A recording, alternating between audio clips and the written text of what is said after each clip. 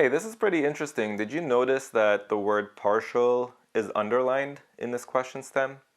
That's really not very common on the GMAT. If they're underlining a word in the question, there's probably a good reason for that.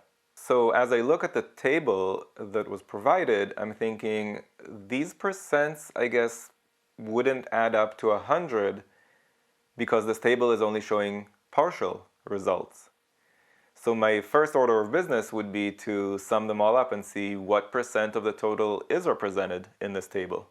I think the quick way to add up these four numbers is to match up units digits that would round out to a units digit of 0. So two of them have a units digit of 5, so I'd add those together.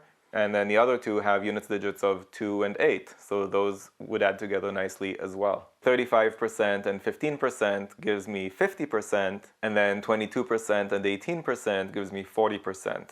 Oh, so there is indeed 10% missing from this table. This table only gives us partial results. It only gives us 90% of the total. Now the question, we have to read the question very carefully here because it's asking, of those consumers who indicated one of these four techniques, what fraction indicated either coupons or store displays? Now we know that whatever came after the word of should be our denominator. So our denominator in this case would be 90. That's the total number of consumers who indicated one of these four techniques. And then in the numerator, we'd get the 22 plus 18, which is 40. So what fraction is 40 over 90?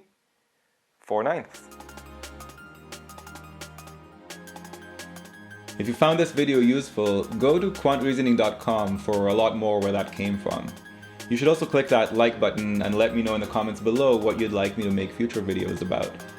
And of course, if you haven't yet subscribed, go ahead and do that and click that bell below so you get notified about future videos. See you next time.